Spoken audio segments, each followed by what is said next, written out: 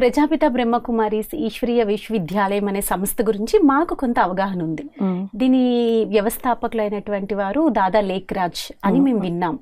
అంటే ఈ దాదా లేఖరాజ్ గారు అసలు ఏంటి, హూ ఇస్ హీ, వారి గురించి మాకు ఏమైనా కొన్ని డీటెయిల్స్.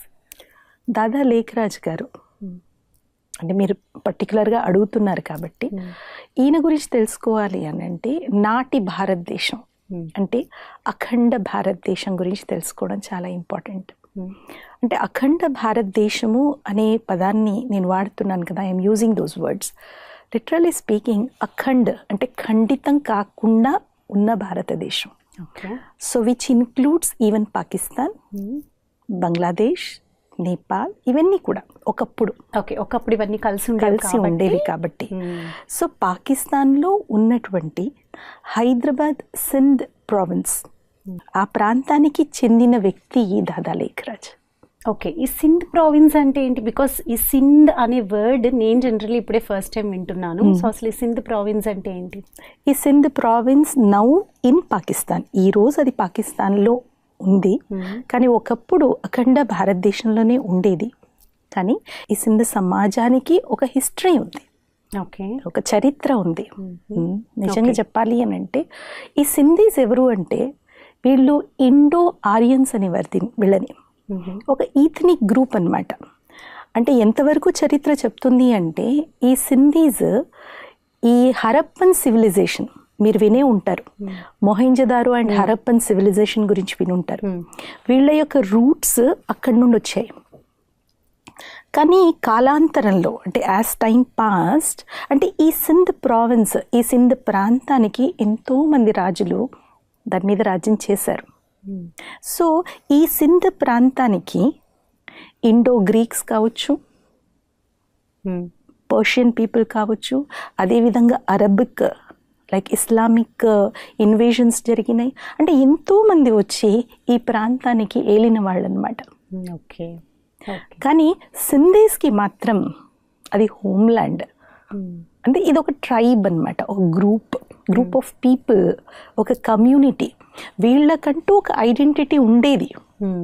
కానీ వీళ్ళ మీద ఎంతోమంది వచ్చి మనకందరికీ తెలుసు, నిజంగా చెప్పాలంటే ఈ సింధ్ ప్రావిన్స్ని గేట్వే ఆఫ్ ఇస్లాం అని కూడా అంటారు.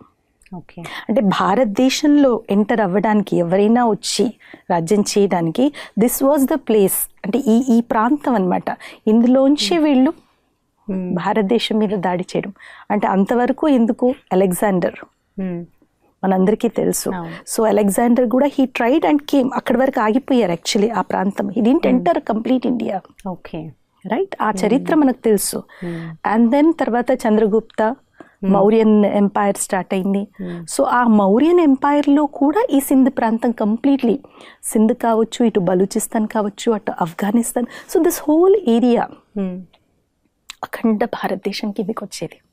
ఓకే, అంటే ఈ సింధ్ కమ్యూనిటీ అనేది లైక్ అదొక్కటేనా, లేకపోతే అంటే దాంట్లో ఏమైనా వర్గాలు కానీ అట్లా గ్రూప్స్ కానీ ఏమైనా ఉండేవా? వర్గాలు అని కూడా అనొచ్చు, గ్రూప్స్ అని మీరు అంటే ఒక సెక్షన్ ఆఫ్ పీపుల్ అనొచ్చు. కానీ అందులో క్యాస్ట్ అని కూడా అంటారు వీళ్ళు. నిజంగా చెప్పాలి అని అంటే రకరకాల క్యాస్ట్లు, నంబర్ ఆఫ్ క్యాస్ట్ ఉన్నాయి అందులో, నంబర్ ఆఫ్ గ్రూప్స్ కూడా ఉన్నాయి. ముఖ్యంగా ఏంటి అంటే ఆమిల్ కమ్యూనిటీ, ఈ సింధీ కమ్యూనిటీలో ఆమిల్ కమ్యూనిటీ, అదేవిధంగా భాయిబంద్ కమ్యూనిటీ, షికార్పురి కమ్యూనిటీ, అలాగే లోహానాలోనే యాక్చువల్లీ ఇది ఆమిల్ అని భాయిబంద్ అని ఇవి రెండు వస్తాయి. కానీ ఛాప్రు అని, భాగ్నీర్ అని చెప్పుకుంటూ పోతే ఇవి చాలా ఉన్నాయి. ఓకే, సో కానీ ఈ లోహానా వాళ్ళు ఏదైతే ఉన్నారో ఈ క్యాస్ట్ సంబంధించిన వాళ్ళు ఏం చెప్తారంటే వాళ్ళ పూర్వీకులు క్షత్రియులు. సో దేశే అంటే వాళ్ళు చెప్పేది ఏంటంటే శ్రీరామచంద్ర వంశానికి చెందిన వాళ్ళం, మా పూర్వీకులు వాళ్ళు అని ఈ లోహానా క్యాస్ట్ వాళ్ళు చెప్తారు. సో అంటే ఈ చరిత్రలో ఈ పాయింట్స్ కూడా ఉన్నాయి.